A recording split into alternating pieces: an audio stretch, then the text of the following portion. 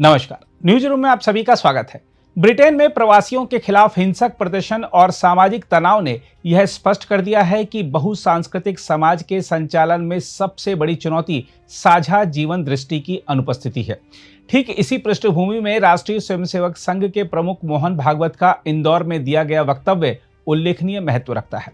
भागवत ने कहा कि भारत जब 3000 वर्षों तक विश्व का सिरमौर रहा, तब दुनिया में कोई कलह नहीं थी। यह कथन केवल इतिहास का गौरवगान नहीं है, बल्कि आज की वैश्विक परिस्थितियों के लिए एक महत्वपूर्ण संदेश भी है। उन्होंने रेखांकित किया कि भारतीय संस्कृति कभी आक्रामक नहीं रही। उसने ना तो किसी का धर्म परिवर्तन किया, ना व्यापार दबाया और ना ही किसी पर प्रभुत्व जमाने की चेष्टा की, बल्कि उसने संवाद और सह अस्तित्व की परंपरा को आगे बढ़ाया। यही मूल्य वर्तमान यूरोप, खासकर ब्रिटेन जैसे देशों में गहराते प्रवासी संकट का समाधान सुझा सकते हैं। मोहन भागवत ने कहा कि पारंपरिक दर्शन पर श्रद्धा रखने की बदौलत देश सबकी भविष्यवाणियां झूठी साबित करके लगातार आगे बढ़ रहा है। उन्होंने कहा कि भारत के 3000 वर्षों तक दुनिया का सिरमौर रहने के दौरान विश्व में कोई कलह नहीं थी।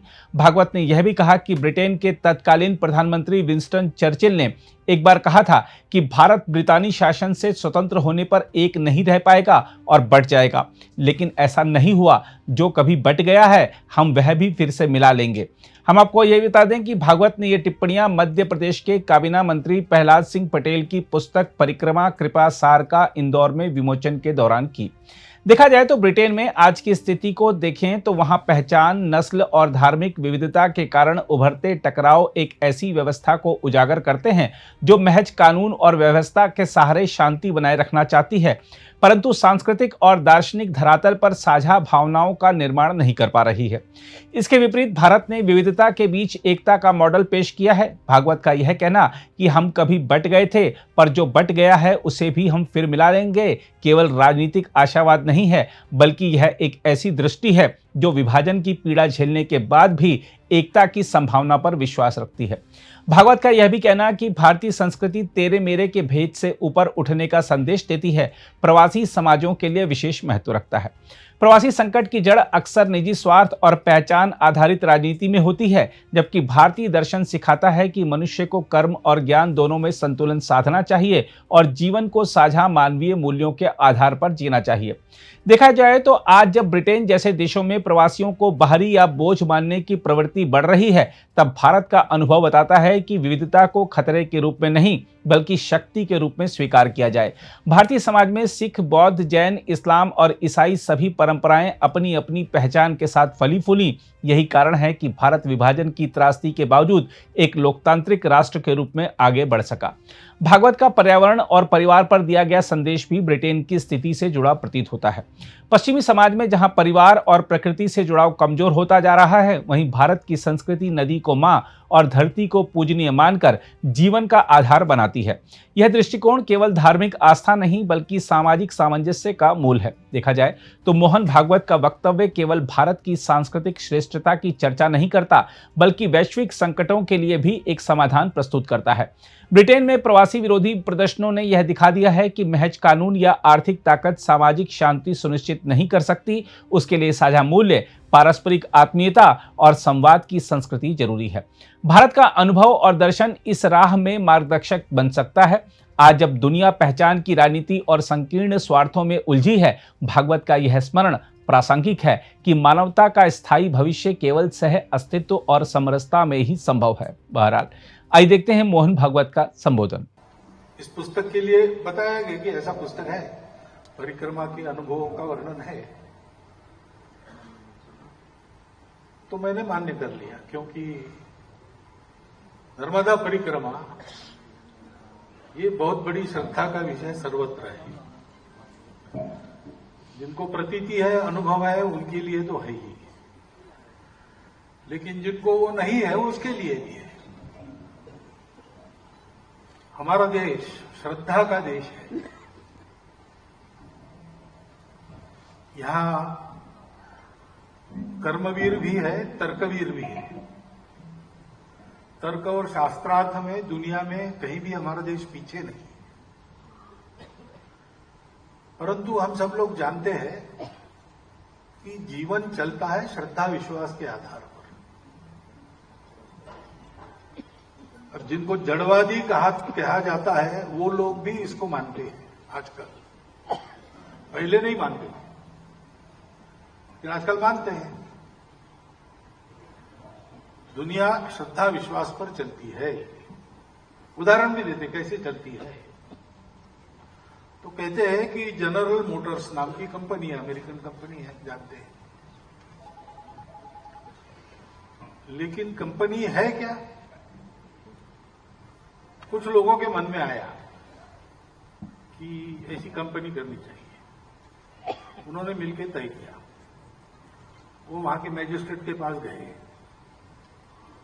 उन्होंने कहा कि हम लोग एक कंपनी है, जनरल मोटर्स उसका नाम है। उन्होंने कहने पर मैजिस्ट्रेट ने मान लिया और उसने घोषित कर दिया कि ये जनरल मोटर्स नाम की कंपनी है। जनरल मोटर्स नाम की कंपनी ऐसा अस्तित्व है ही नहीं। अगर कल कुछ घोटाला हो गया और कुछ कार्रवाई हुई तो ये सब लोग कह सकते हैं कि कंपनी तो मैं नहीं हूं, मैं तो एक इंडिविजुअल हूं। ये सब हो सकता है। वास्तव में जनरल मोटर्स नाम की कंपनी का अस्तित्व नहीं है। कुछ लोगों ने कह दिया, एक आदमी ने मान लिया, बस इतना ही है। लेकिन जनरल मोटर्स नाम की कंपनी साल में 1 लाख कारें तैयार करती है। जनरल मोटर्स नाम की कंपनी इतने लाख लोगों को रोजगार देती है। उसके नाम पर इतने करोड़ों रुपयों का व्यवहार चलते रहता है। ये सब क्या है? तो कहते हैं कि दुनिया विश्वास पर चलती है। कुछ लोगों ने कहा हम कंपनी है, एक ने मान लिया, उसने बता दिया ये कंपनी है, लोगों ने मान लिया और सब चल रहा है। लेकिन हमारे यहाँ जो श्रद्धा है वो ठोस श्रद्धा है। ऐसे केवल कहीं सुनी में से आई हुई काल्पनिक श्रद्धा नहीं है। प्रत्यक्ष प्रतीति के आधार पर बनी श्रद्धा है। और वो प्रत्यक्ष प्रतीति भी हमारे यहां जो कोई प्रयास करेगा वो दे सकेगा। वैज्ञानिक ऐसा हम सुनते हैं, वैज्ञानिक बुद्धि से चलो, वैज्ञानिक वृत्ति से चलो। वैज्ञानिक वृत्ति यानी क्या है? तो प्रत्यक्ष प्रमाण चाहिए। लेकिन आज वैज्ञानिक कहने वाले लोग भी प्रत्यक्ष प्रमाण उनके पास होगा ऐसा नहीं है। लेकिन हमारे भारत की जो श्रद्धा है उस श्रद्धा के लिए प्रत्यक्ष प्रमाण है। प्रत्यक्ष प्रमाण को आपके साथ साझा करने वाले लोग हैं। और अगर आपको वो प्रमाण लेना है तो आप ले सकते हो। प्रयास आपको करना पड़ेगा, प्रयोग आपको करना पड़ेगा। इसलिए श्रद्धा और विश्वास की भावनाओं को हमारे यहां एक साकार रूप दिया है। उनको भवानी और शंकर कहा है। भवानी शंकरो वंदे श्रद्धा विश्वास रूपणो याभ्याम विना न पश्यन्ति सिद्धा स्वांतस्थम ईश्वरम। अपने अंदर है भगवान, अपने इतना निकट है, अपने ही अंदर है।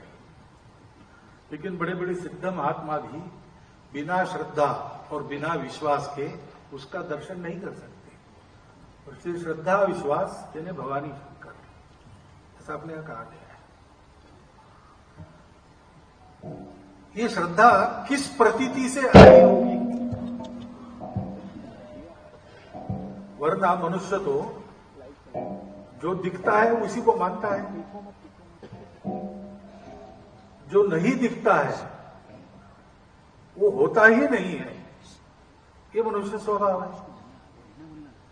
विज्ञान भी यही कहता है कि जो नहीं दिखता है,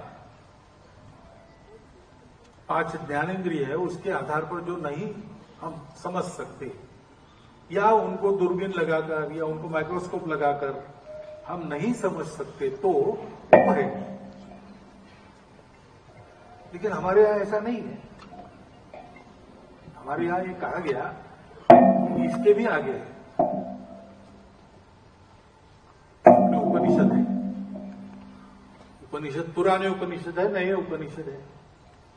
कालक्रम के अनुसार उनकी रचना करते हैं और फिर देखते हैं तो ध्यान में आता है कि जो पुराने उपनिषद है वो सत्य को बाहर खोज रहे हैं।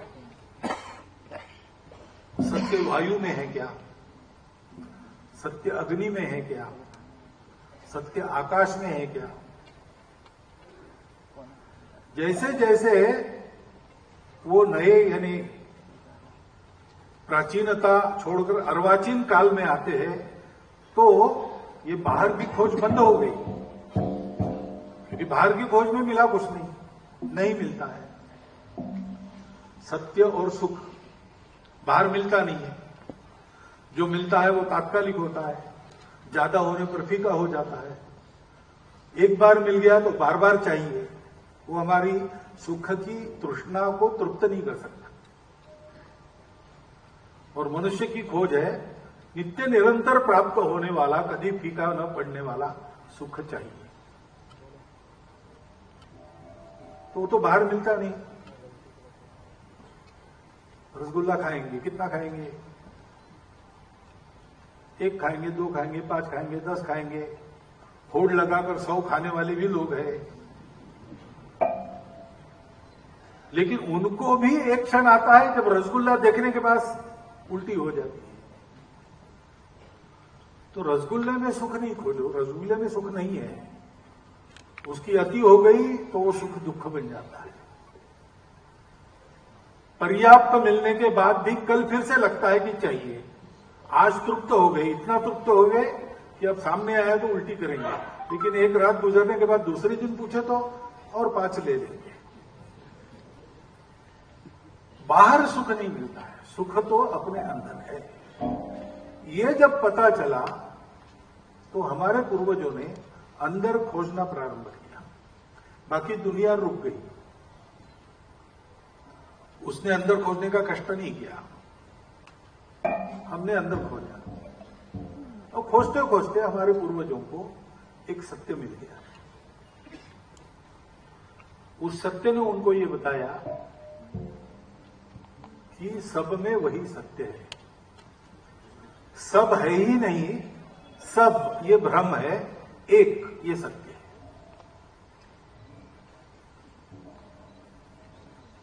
सर्वत्र सब रूपों में, सब रंगों में, सब नामों में वो एक ही है। रंग रूप नाम वगैरह विविधता ये मिथ्या है, यानी कुछ देर चलती है, उसमें से जाना पड़ता है। वो भी एक स्तर है जीवन का, लेकिन वो शाश्वत नहीं है। शाश्वत स्तर है एक। ये विविधता है तब भी वो है, विविधता नहीं है तब भी वो है।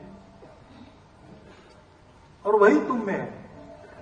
तुम जो समझते हो कि मैं हूं, तुम नहीं हो, वो है। तुमने मान लिया कि मैं हूं, इसलिए जब तक तुम मानते हो तुम हो, तब और भी है। और मैं और बाकी, इस भ्रम में से तुमको जाना पड़ेगा, उसको पार करना पड़ेगा, तभी तुम समझोगे कि तुम नहीं हो, वही है। दुनिया में झगड़े होते ना, भगवान एक है कि अनेक है। हमारे दार्शनिक कहते हैं एक अनेक के झगड़े में क्या पड़ते हो, वही भगवान ही है, दूसरा कुछ है ही नहीं। तब सब झगड़े व्यर्थ हो जाते हैं। क्योंकि ये जब हमारे पूर्वजों को पता चला तो उनको पता चला कि सब अपना ही है, सब में मैं हूं और मेरे में सब है। इसलिए हमारा जीवन कैसा है, वो सबको अपना मानकर चलता है। अब अपनेपन से सबका व्यवहार होता है क्या? नहीं होता है। जब तक हम मैं और मेरे के भ्रम में हैं, तब तक फिर वो और उसका ये भी है, मैं और मेरा, वो और उसका, इसका झगड़ा कभी न कभी होना अनिवार्य है। इसलिए दुनिया में संघर्ष चलते हैं। मैं हूं तो मैं बढ़ता हूं, दूसरे हैं उनकी परवाह नहीं करता हूं, क्योंकि मुझे ये बोध है, अभी मैं आपके सामने बोल रहा हूं, ये बोध है, मैं बोल रहा हूं। आपको ये बोध नहीं हो रहा है कि मैं बोल रहा हूं, आपको बोध रहा है हम सुन रहे हैं, यानी मैं सुन रहा हूं। तो हमारे सबके बोध अलग अलग है, तो हमारे सबके स्वार्थ भी अलग अलग है। और मैं ये देखता हूं कि मुझे तो एक ही बोध है, मैं हूं, आप हो, कि मैं देख रहा हूं लेकिन मुझे बोध नहीं है। जैसे मैं जानता हूं मैं हूं, और इसलिए फिर आप है इसका विचार मैं नहीं करता। मैं हूं, मैं बना रहा हूं, मैं बढ़ू, मैं बना रहा हूं। उसमें आपका जो होना है वो मुझे परवाह नहीं, क्योंकि मैं हूं। सिर सलामत तो पगड़ी 50 देते, यानी क्या, मैं हूं तब तक दुनिया है, मैं ही नहीं हूं तो फिर दुनिया की क्या परवाह करना। इसके चलते फिर झगड़े होते हैं, इसके चलते सारी समस्याएं हैं। लेकिन हमारे पूर्वजों ने ये जाना कि ये मैं मेरा एक स्तर तक चलता है, उसके बाद ये नहीं है, और इसलिए इसमें से जाना पड़ता है। लेकिन जाते समय ये ध्यान में रहा कि एक नाटक है, कोई नाटक है, रोल दिया है, वो मुझे करना है। नाटक अच्छा होना चाहिए, मैं उसका एक पार्ट अगर हूं, उसमें मेरी भूमिका है तो मेरा ही नाटक है, तो वो नाटक अच्छा होना चाहिए, मैं अपनी भूमिका बहुत अच्छी तरह करूंगा। लेकिन नाटक खत्म होने के बाद चेहरे का रंग पोंछकर जो मैं बाहर जाऊंगा वो नाटक की भूमिका नहीं है, वो मैं हूं। तो इसमें से जाना है, जाना है, इसमें फंसना नहीं, ऐसे जाना पड़ेगा। इसलिए उन्होंने हमारे लिए एक जीवन निर्धारित किया, कैसे जीना चाहिए। तो इसमें से जाना है, लेकिन ये पता होना चाहिए कि ये कुछ दिनों का खेल है, और इसे खेल बार बार करना पड़ता है। हर बार ये ध्यान में रखकर इसमें से जाना है, यही वही है। इसके लिए साधना करो, और साधना के अनेक रास्ते हैं, साधना के अनेक मार्ग हैं। लेकिन इसमें से जाना है तो जाते समय यहां तुम अहम भाव से जो करोगे, परिणाम तो होते हैं, जीवन का नियम है, सृष्टि का नियम है। कुछ होता है तो उसके परिणाम होते हैं। जो मैं करता हूं उसके मुझ पर परिणाम होते हैं। दुनिया पर तो होते ही है, मुझ पर भी होते हैं। लेकिन मेरे हाथ से हो जाए और मैं उसमें न फंसूं, मैंने नहीं किया, ये मेरा दृढ़ भाव रहे, तो परिणाम मुझे नहीं चाहिए। तो चादर पर दाग नहीं लगता, झीनी झीनी चदरिया जैसी मिली थी वैसी के वैसी वापस कर सकते। ऐसा जाना है तो साधना करो, लेकिन ऐसा जाना है, इससे बाहर जो होगा वो तुम्हारी उपस्थिति में तुम निमित्त बनकर जो होगा, तुम निमित्त ही हो और कुछ नहीं। तो वास्तव में तुम हो नहीं, तो नाटक में तुम निमित्त हो। नाटक में तुम जो कर रहे हैं वो तुम नहीं कर रहे, वो किसी ने लिखा है, कैसा करना किसी ने डायरेक्ट किया है, वही तुम कर रहे हो, वो तुम्हारा नहीं है। लेकिन जो तुम करोगे कठिन है, मैं नहीं कर रहा हूं मानना, इसलिए उससे तुम थोड़ा अलग रहकर करना, संग नहीं करना। रास्ता तय करना है तो रास्ते पर से जाना है, जो जो बीच में आएगा उसको लांग कर जाना है, उस पर कूद कर जाना है, उसको साथ करके जाना है, जाना तो है, तो करना पड़ेगा। लेकिन जो तुम करोगे वो अच्छा करो, खराब मत करो। जैसे तुम हो, मैं हूं ये बोर्ड लेकर तुम पार हो रहे हो, सिर्फ बाकी भी लोग वो है ये बोर्ड लेकर चल रहे हैं, उन पर आक्रमण मत, उनका खेल बिगाड़ो मत, ठीक से चलो। नाटक हो रहा था, बहुत नामवर नट उसमें थे, प्रत्यक्ष प्रसंग है। मैं गया था और विद्यार्थी था, बहुत अच्छा नाटक था, संभाजी महाराज के जीवन पर था। इथे ओशाळाला मृत्यू ऐसा नाम था उसका। तो उसमें प्रसंग है कि औरंगजेब अपने सरदारों को डांटता है कि तुम लोगों में कुवत नहीं है, इनसे लड़ने की, क्योंकि ये गुण वर्णन करता है। ये लोग ऐसे हैं, इनसे तुम पार नहीं पा सकते, और खूब क्रोधित होकर काटता है। ऐसा प्रसंग है। अब नाटक की भूमिका में भी शायद उस दिन औरंगजेब की भूमिका करने वाले जो प्रसिद्ध थे, वो शायद अपनी जो इस दुनिया की असली पहचान है, जो नाम है उनका, जो जीवन है, वो शायद थोड़ा सा याद रखे थे, भूले नहीं थे। पूरा औरंगजेब होकर काम शायद नहीं कर रहे होंगे, पता नहीं क्या है। तो डांटते डांटते औरंगजेब ने सरदारों को कह दिया, गेट आउट, तुम बाहर जाओ। अब औरंगजेब ने अंग्रेजी में गेट आउट कहा। लोग हंसे, लेकिन भूल गए, क्योंकि इतने महान अभिनेता थे कि चलो, ऐसा दाग लगने से उनको नजर नहीं लगी किसी की, यही हो गया। इतना अच्छा अभिनय करते, ठीक है, वो प्रसंग आएगा। लेकिन बाद में नाटक समाप्त हो गया। हम 3-4 मित्र थे कॉलेज के, जाने के पहले कॉफी पी के जाना, पीछे सामने एक होटल है, उसमें गए। तो वहां हमने देखा कि वो और संभाजी का काम करने वाले 3-4 मिनट वहां बैठे थे, कॉफी सामने पड़ी थी, और ये रो रहे थे। ये मेरे से गलती कैसे हो गई?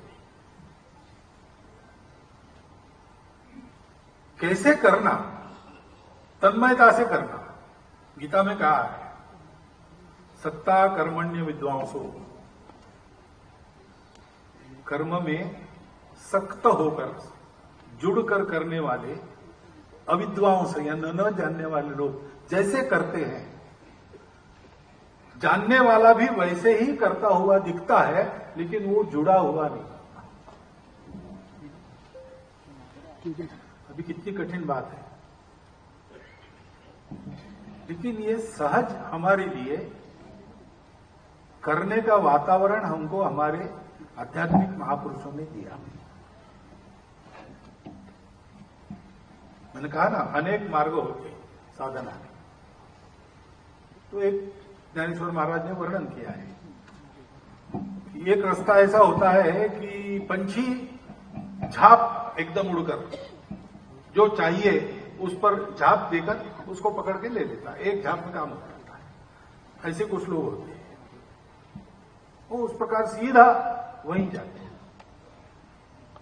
शंकराचार्य जैसे हो गए, बचपन में ही सारे मोह त्याग कर निकले, श्रेय को प्राप्त कर लिया। लेकिन कुछ लोगों का यह सामर्थ्य नहीं होता। तो बिल्कुल सामान्य व्यक्ति का मार्ग कैसे है? जैसे चींटी चलती है, छोटे छोटे कदमों से जाती है, उसी फल को खाने के लिए जाती है, जिसको पंछी एक झाप मारकर उसका रस चूस लेता है। ये चलकर जाती है, धीरे धीरे कब पहुंचती है पता नहीं, लेकिन पहुंचती है, और अपने छोटे से मुंह से जितना मुंह में आता है उतना रस चूस ले लेती है। इसको पिपीली का मार्ग कहते हैं। सब प्रकार के लोग हैं दुनिया में, तो सबके लिए रास्ते हैं, और उन सबकी मान्यता है। इसमें छोटा बड़ा नहीं है, इसमें छोटा बड़ा नहीं है। बस अपने रास्ते को पहचान पर उस पर आप कैसे लगे हो, इसी की बात रहती है। और इसलिए कभी कभी उत्तम रास्ते को मनोयोग से करने वालों को भी जो नहीं प्राप्त होता है, वो सामान्य लोगों को उनके ये चीटी वाले कदम से मिलता है। वो है ना, शेष महेश गुणेश दिनेश सुरेश उजाओ निरंतर ध्यावई, जाही अनादि अनंत अखंड अछेद अभेद सुवेद बतावई, नारद से शुक व्यास रटे पछी हारी थके, पुनि पार न पावई, ताई अहीर की छोहरिया छछिया भरी छाछ पे नाच नचावे। तो हमारे पूर्वजों के उपकार है कि हम सबके लिए उन्होंने ये द्वार खोल दिया है, और इसलिए ये भाव बल अगर मन में है तो ये सुलभ है। ये सारा जो मैं क्या कह रहा हूं, शायद मुझे भी समझ में आया, कितना पता नहीं, प्रतीति तो बिल्कुल है नहीं, लेकिन ये समझ में न आने वाली बातें भी नर्मदा किनारे पर जाकर बैठो, जैसा स्वामी जी ने कहा, बस एकाग्र होके देखो नर्मदा जी का दर्शन हो। तो आज इस नाटक वाली दुनिया से अलग होकर अपने असली स्व में आ जाते हो। क्षण भर क्यों न हो, ये प्रतीति हर बार आती है, लेकिन वो भक्ति चाहिए, वो भाव चाहिए। नर्मदा का पानी है ना हाइड्रोजन ऑक्साइड है, ऐसा जिनका पक्का मत है उनके लिए नहीं,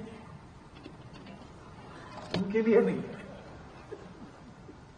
क्योंकि भाव ही परमेश्वर है, भाव ही सत्य है, बोध ही सत्य है। हम है या नहीं, क्या है, हमको लगता है मैं हूं इसलिए मैं हूं, तो विचार नहीं है, अंदर से स्फुरण है। सो जाते हैं, गहरी नींद सो जाते हैं, तब शरीर तो सोता ही है, मन भी, बुद्धि भी सो गई है, सब स्वप्न भी नहीं आता। लेकिन जगने के बाद हम कहते हैं आज मस्त नींद आ गई। फिर किसको आ गई, तुम तो थे ही नहीं, तुम्हारा शरीर भी मर गया था, मन भी मर गया था, बुद्धि भी मर गई।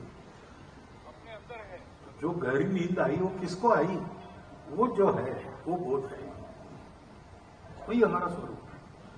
और अपने इस बोध का बोध कराने वाली नर्मदा मैया है।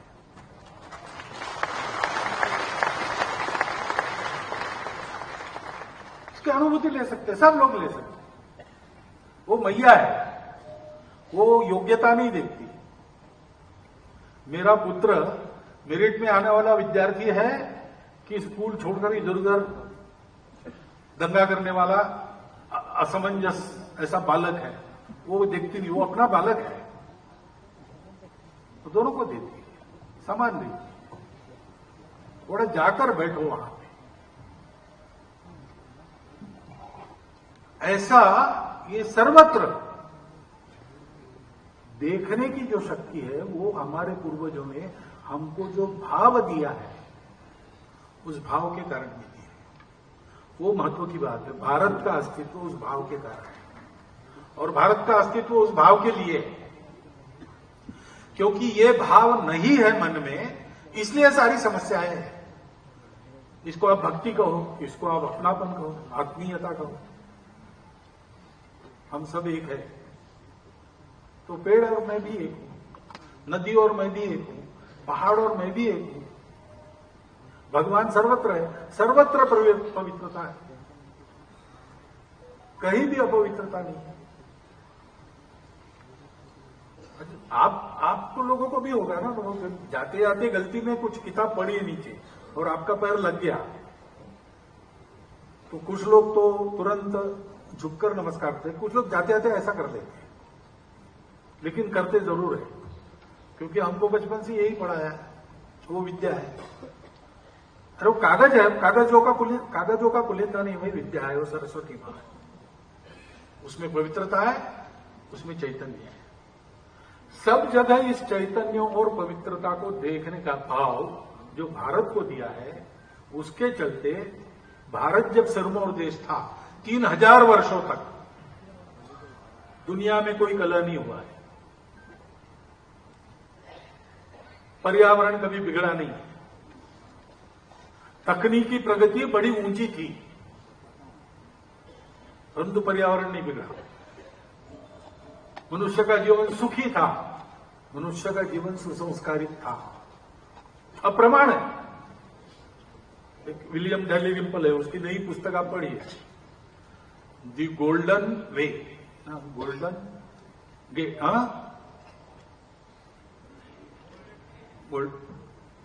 नहीं दूसरा बोलते हैं। भारत का ये जो प्रभाव था सारी दुनिया पर, वो कैसे आया उसका उसने अभ्यास पूर्वक सारे सबूत वगैरह देकर वर्णन किया है। हमने विश्व का नेतृत्व किया, किसी देश को जीता नहीं, किसी का व्यापार हमने दबाया नहीं, किसी को बदला नहीं, कन्वर्ट नहीं किया। जहां गए वहां हमने सभ्यता दी, वहां हमने ज्ञान दिया, शास्त्र सिखाए, जीवन को उन्नत किया। प्रत्येक राष्ट्र की अपनी पहचान थी, सब थी, लेकिन आपस में एक सुसंवाद चलता था। वो आज नहीं है। मनुष्य के हाथ में इतना ज्ञान आ गया है कि बहुत सी बातें वो प्रत्यक्ष करता है जो हम पहले प्रत्यक्ष नहीं कर सकते थे। तो ऐसा होने के बाद भी ज्ञान विज्ञान बढ़ा, लेकिन संहार भी बढ़ा। तथाकथित विकास हुआ, लेकिन पर्यावरण भी बिगड़ा। मनुष्य उन्नत बना भौतिक दृष्टि से, लेकिन परिवार टूटने लगे, आपस में पटती नहीं, माता पिता को रास्ते पर लोग छोड़ देते हैं, संस्कार नहीं है। ऐसी विकृति आ गई नई पीढ़ी में कि ये मांग होती है कि वो अगर मानता है कोई लड़का कि मैं लड़का नहीं लड़की हूं, तो कहने चाहिए हाँ तू हो, उसको दबाव मत। वो कहता है कि मैं सीआर हूं, वो मानना चाहिए। ऐसे विकृत प्रवाह चलने लगे। 2000 वर्षों में ये हालत हो गई, सब प्रकार के प्रयोग हो गए। क्या नहीं है, बस यही नहीं है, भाव नहीं है, भक्ति नहीं है, यानी जुड़ना नहीं है। अपनापन जोड़ता है, वो अपनापन नहीं है, क्योंकि हमारा संबंध है ये बताने वाला कुछ नहीं है। वो लोग नदियों को मैया नहीं कहते, कह नहीं सकते। अमेजॉन मैया ऐसा नहीं कहेंगे, मिसिसिपी मैया ऐसा नहीं कहेंगे। हमारे यहां अपने गांव की स्थानीय नदी है, छोटी सी है, गर्मी में सूख भी जाती है, लेकिन लोग उसको भी मैया कहते हैं, उसको भी गंगा कहते हैं। ये भाव है। सुशिक्षित अशिक्षित सब में है, गरीब अमीर सब में है। पूजा किसी की कोई हो, ये भाव सर्वत्र है। अपनापन, संबंध। उस गांव में गए, पानी नहीं पी गया, क्योंकि क्या हो गया? नहीं, हमारे गांव की लड़की आ गई है। अरे तुम्हारे गांव की लड़की तुम्हारी कुछ है क्या? नहीं नहीं, वो दूसरी जाति की है, लेकिन हमारे गांव की लड़की आ गई है, तो समझी के आप पानी नहीं पिए। हमारे गांव की लड़की गई तो हमारी समझी बन जाते हैं। ये जो रीति है, ये जो नीति है, वो मन के भाव से आती है। और इसलिए हमेशा हम विकास की अगर अपने विचार से सोचेंगे तो यही सोचेंगे कि बिना कुछ बिगाड़े हम आगे बढ़े।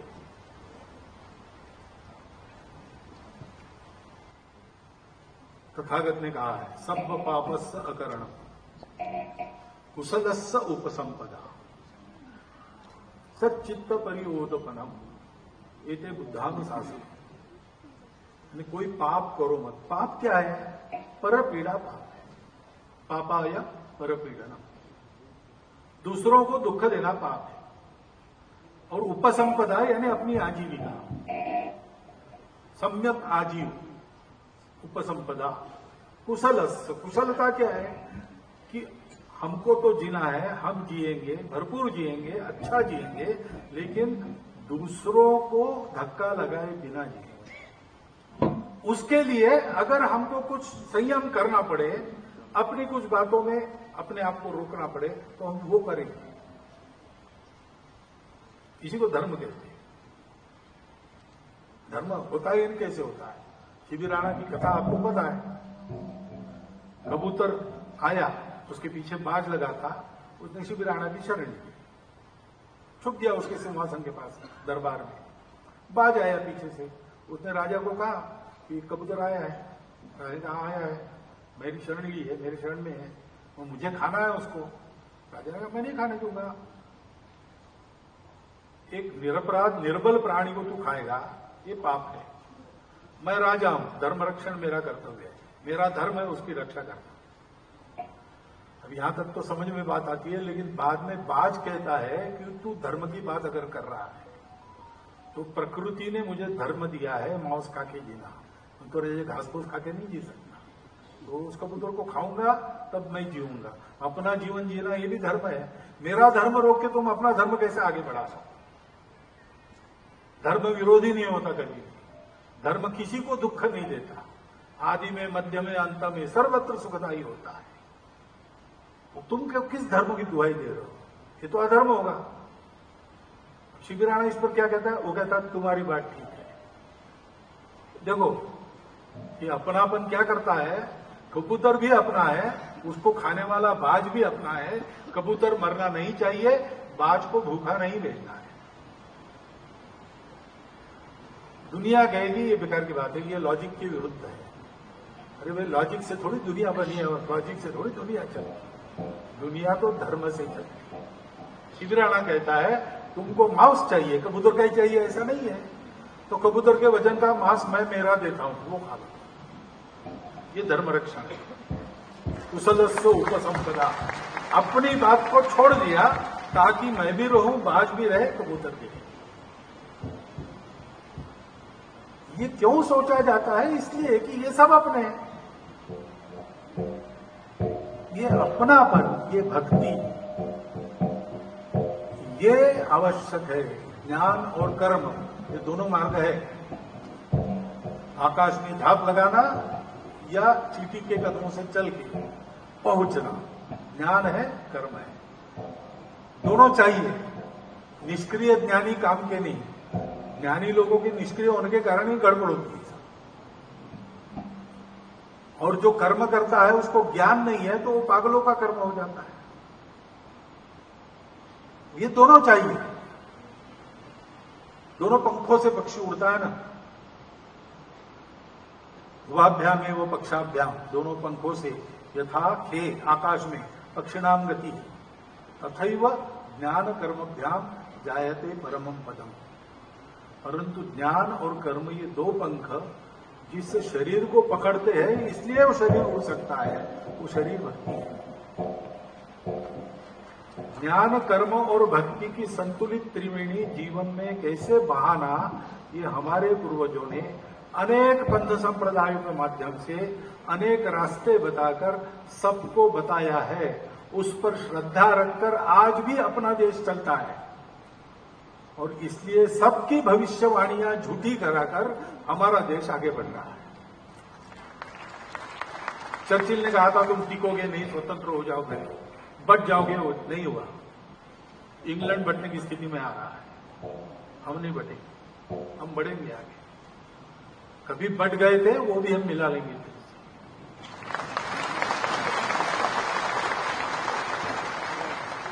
क्योंकि ये जीवन विद्या हमारे पास है, और जीवन विद्या हमारे पूर्वजों ने दी। वो जीवन विद्या नित्य हमको सिखाने वाले हमारे साथ है। व्यक्ति भी है, तपस्वी महात्मा भी है, हमारी प्रकृति है, हमारे पहाड़ है, हमारी नदियां है, हमारे पत्थर है, हमारे पेड़ है, हमारे पशु पक्षी है। किसकी पूजा नहीं करती इसमें से? हम इन सब की पूजा करते हैं। इन सबके लिए पूजा का दिन है हमारे यहाँ, क्योंकि सब जगह चैतन्य, सब जगह की पवित्रता है। जहां जहां उत्कर्ष से प्रकट होती, सामान्य आदमी भी देख सकता है, उसको हमने पूजा का विषय बनाया। जो जीवन को मदद करने वाला है, उसको हमने पूजा का विषय बनाया। जिससे हमारा पोषण है, उसको हमने मां कहा है। गौ माता, तुलसी माता, गंगा माता, सब मां, क्योंकि वो हमारा पोषण है, उससे हम बड़े हुए हैं। ये एक जीवंत चैतन्य की अनुभूति पर आधारित नाता हमने जो बनाया है, उसके कारण हमारा देश चलता है। आज की दुनिया इस नाते को तरस रही है, उनको ये मालूम नहीं है।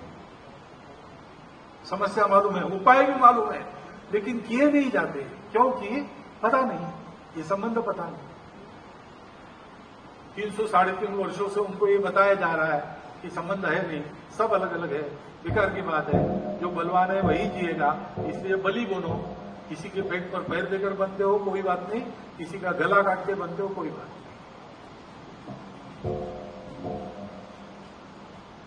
गला काटने का काम, जेब काटने का काम केवल दर्जी करते थे पहले, अब सारी दुनिया कर रही है। और उनको पता नहीं, जानते हैं इससे गड़बड़ है, लेकिन रुक नहीं सकते, क्योंकि वो विश्वास नहीं, वो श्रद्धा नहीं। इस श्रद्धा विश्वास के संबल पर खड़ा होकर अपने देश को बड़ा करना और संपूर्ण विश्व को ये श्रद्धा विश्वास देने वाला धर्म देना, ये कर्तव्य हमारे सामने है। इस कर्तव्य के लिए हमारी तैयारी कैसे होगी? ज्ञान विज्ञान से तो होगी, परंतु हमको फिर से इस भाव में अपने आप को स्थिर करना है। और जो पुस्तक है, पुस्तक आराम से पढ़ना, क्योंकि बहुत जटिल है, समझ में आने के लिए समय लगना ही है। वो ज्ञान बड़ा जटिल है, वो प्रतीति है तो तुरंत समझ में आता है, नहीं तो समझना पड़ता है। बुद्धिगम्य पूरा का पूरा नहीं होता है, श्रद्धा रखकर ही पढ़ना है, आता है समझ में बात। परंतु पुस्तक का विषय ही यही है। परिक्रमा में जो कुछ प्रहलाद जी को बोध मिला होगा, उस बोध को सरसरी मैंने जो पढ़ा है, पूरे पुस्तक को सरसरी देख लिया मैंने, उसमें तो यही है कि मैं और मेरा छोड़ो, अंतःकरण पवित्र करो, उसमें स्वार्थ बिल्कुल मत रखो, कर्तव्य कर्म करते चलो, सबको अपना मानकर चलते जाओ, सब होता है। ये संदेश देने वाला वो पुस्तक है। और इसलिए परिक्रमा पुस्तक का विमोचन करना है, ऐसा उन्होंने कहा। मैंने कहा ठीक है, मैं आता हूं। यहां नहीं था, नागपुर से आया और वापस नागपुर जाऊंगा, लेकिन पुस्तक इतनी महत्वपूर्ण है इसलिए मैंने इसके लिए आना स्वीकार किया। बाकी परिक्रमा तो उन्होंने की है, प्रतीति तो उन लोगों को है। मुझे एक कुर्सी पर बिठाया है संघ ने, इसके लिए आजकल मुझे बुलाते हैं, लेकिन संघ में भी प्रतीति मिलती है कुछ बातों, संघ का काम ऐसा है। उसके बल पर मुझे जितना समझ में आया मैंने आपके सामने चिंतन के लिए रख दिया है।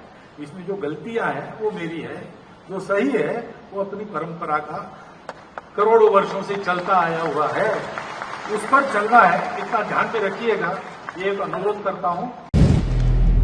अगर आप भी लेना चाहते हैं देश दुनिया की तमाम जानकारी तो आज ही सब्सक्राइब करें हमारे चैनल को। साथ ही नीचे दिए बेल आइकन को जरूर दबाएं ताकि हर अपडेट आप तक पहुंच सके।